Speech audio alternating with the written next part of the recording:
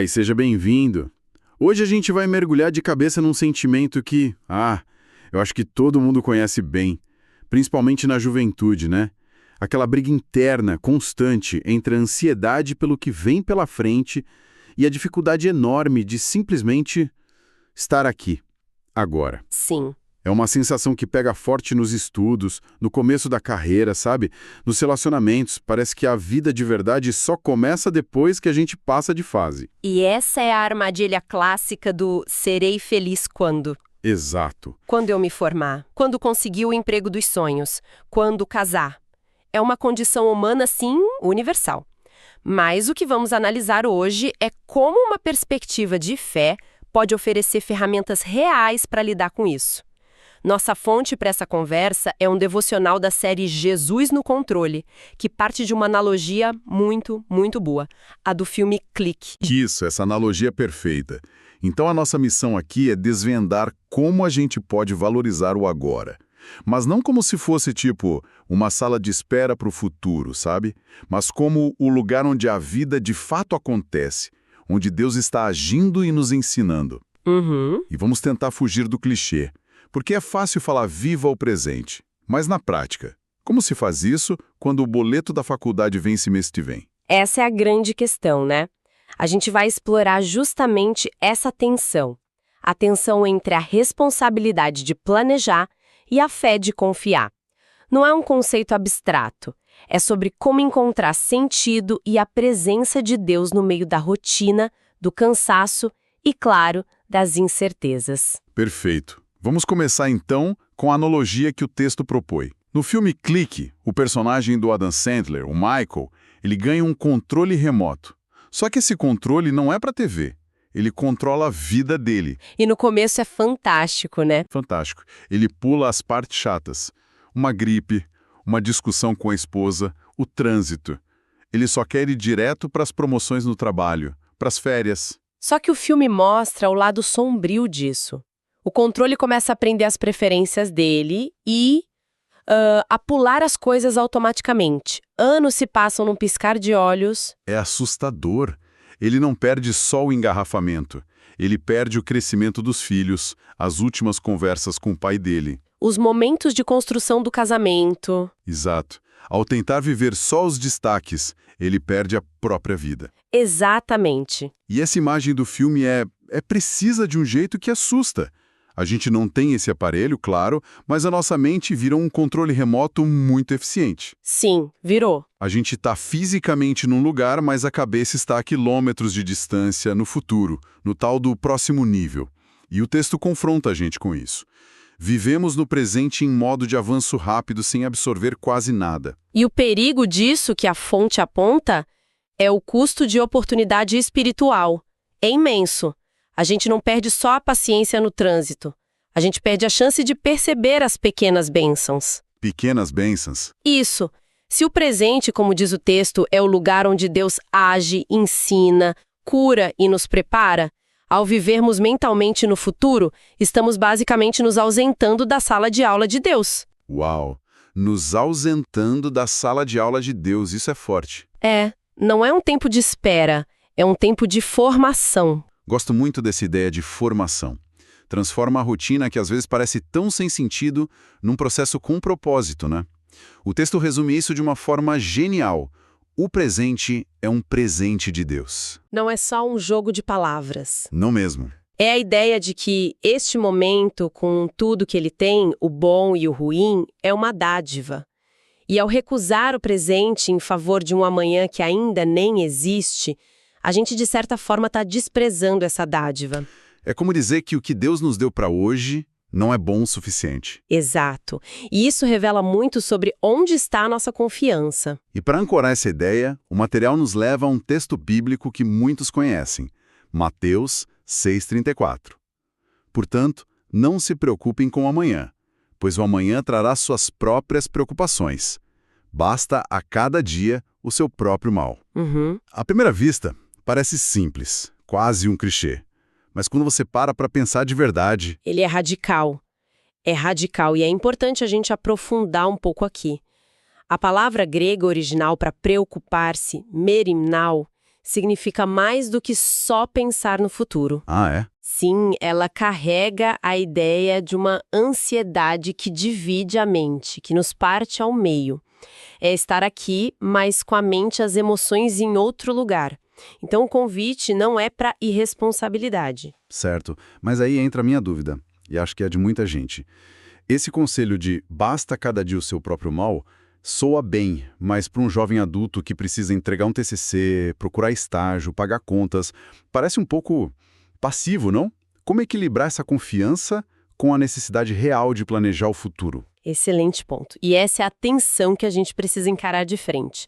A Bíblia não condena o planejamento. Certo. O livro de Provérbios está cheio de elogios à formiga que se prepara para o inverno. A questão aqui não é planejar, mas sim a ansiedade paralisante. A ansiedade. Isso.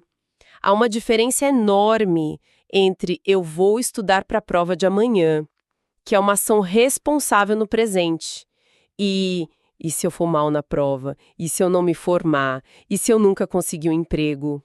Entendi. Uma coisa é ação, a outra é uma espiral. Uma espiral de preocupação com o futuro que a gente não controla. Faz todo sentido. Então, o foco no hoje é um ato de entrega. É dizer, Deus, a minha parte hoje é estudar. O resultado final, o meu futuro, eu confio a Ti. Perfeitamente. A ansiedade pelo amanhã revela nossa tentativa de sermos Deus em nossas próprias vidas, de controlar todas as variáveis. Viver o hoje é um ato de humildade e confiança.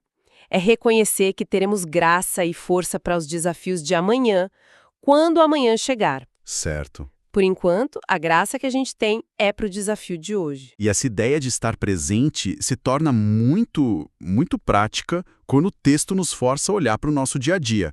Ele faz umas perguntas que doem um pouco, sabe? Quantas vezes estamos à mesa com a família, mas com a mente distante, rolando o feed do celular? Nossa, Quantas vezes estamos no trabalho, na igreja, num momento simples, pensando só no que vem depois? Essa imagem de estar presente só de corpo há um soco no estômago quando a gente para pensar. é o sintoma claro da mente dividida, do meriminal que falamos. E a implicação que o texto traz é gigantesca. Deus se revela no agora. No agora. Se o lugar da ação e revelação de Deus é o presente e nossa mente está sempre no futuro, estamos perdendo o encontro marcado. Cada conversa, cada aula chata, cada desafio no trabalho, tudo isso é matéria-prima que Deus está usando para nos moldar. Uau! A formação do nosso caráter não acontece num grande evento futuro. Ela acontece no chão de fábrica da vida cotidiana. Ou seja, a fé deixa de ser um conceito, uma teoria, e se torna uma experiência. Exato. Não é algo para se pensar sobre, mas para se viver nos detalhes. E essa é a virada de chave. A fé se torna real não só nas grandes decisões, mas na qualidade da nossa atenção nos pequenos momentos. Se conectarmos isso ao quadro geral, esses instantes são, como diz a fonte, o campo onde a fé é vivida. Entendi. É a diferença entre uma fé teórica, que a gente guarda para o domingo, e uma fé encarnada, que respira e age na segunda-feira de manhã. Para nos ajudar a sair desse piloto automático, o material sugere 3 perguntas de reflexão. Elas são como uma lanterna para o nosso interior. A primeira é: tenho vivido o presente ou apenas esperando o futuro chegar? Estou usando o controle remoto mental. Sim ou não? Certo, a honestidade primeiro. Sem um diagnóstico correto, não tem tratamento. A segunda pergunta: o que Deus está tentando me ensinar hoje? Essa muda nossa postura. Em vez de perguntar quando essa fase difícil vai acabar, a gente pergunta: o que eu posso aprender aqui? Deixa de ser uma postura de vítima. Exatamente. Transforma o sofrimento ou o tédio em sala de aula. É uma postura ativa de quem quer ser moldado e não apenas sobreviver às circunstâncias. E por último, a terceira: pelo que posso ser grato neste momento. Essa é a ferramenta mais poderosa. A gratidão é o antídoto direto para a ansiedade. Como assim um antídoto? Porque a ansiedade floresce na incerteza do futuro, certo? Enquanto a gratidão nos ancora na provisão concreta do presente. Mesmo num dia ruim, sempre há algo. A respiração, o alimento, um amigo. É verdade. Essa pergunta nos força a procurar ativamente pela graça de Deus ao nosso redor. E é aquilo que a gente foca e expande. Praticar a gratidão é como um exercício que fortalece o músculo da confiança. Sem essa pausa para reflexão, tudo isso que estamos conversando vira só mais informação que a gente esquece amanhã. Mas o devocional não para por aí. Ele propõe uma ação prática da semana para transformar a intenção em atitude. E a ação é aparentemente simples, mas profundamente transformadora. A sugestão é separar alguns minutos por dia para deliberadamente agradecer a Deus pelo hoje. E o texto detalha os passos. Desligar as distrações, observar os detalhes ao redor e reconhecer a presença de Deus no agora. Esse desligar as distrações, hoje em dia, é quase um ato de guerra espiritual, não é? Com certeza. O celular, as notificações, as redes sociais, tudo é desenhado para nos tirar do agora e nos levar para outro lugar. Sem dúvida. É talvez o maior desafio para a nossa geração. A tecnologia não é má em si, claro, mas seu uso descontrolado é o principal motor do avanço rápido mental. Desligar o celular por 10 minutos para orar ou simplesmente observar o mundo ao redor é um ato de rebelião, sabe? Um ato de rebelião, gostei disso. É dizer, eu escolho o que vai ocupar minha mente e meu coração. Eu não serei controlado por um algoritmo desenhado para me deixar ansioso. É como guardar o controle remoto conscientemente. Exatamente. E a segunda parte da ação, a gratidão focada no presente, reprograma nosso cérebro. A ansiedade ativa o modo luta ou fuga, focando em ameaças futuras. A gratidão ativa centros de prazer e recompensa, mudando nossa química interna. Então tem até um efeito físico.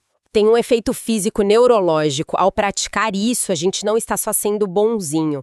Estamos ativamente reconfigurando nossa perspectiva. Estamos aprendendo a confiar, como o texto conclui, que nosso futuro está seguro. E isso nos libera para viver de verdade o hoje. Então, se a gente pudesse resumir a grande ideia que exploramos, seria que valorizar o presente não é sobre ser passivo ou não ter ambição. De jeito nenhum. Pelo contrário, é um ato de fé extremamente ativo e consciente. É a coragem de acreditar que o Deus que prometeu cuidar do nosso futuro é o mesmo Deus que está agindo agora. Neste exato momento, neste desafio, nesta alegria. Perfeito.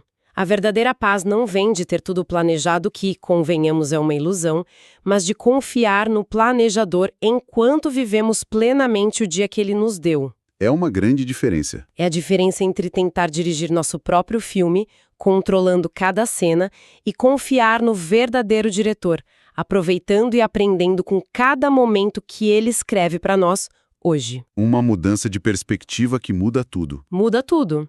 E para encerrar, fica uma reflexão que se constrói a partir de tudo isso.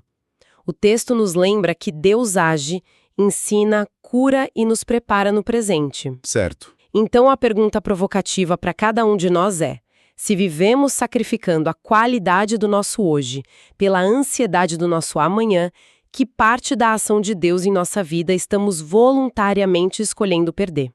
É algo para se pensar.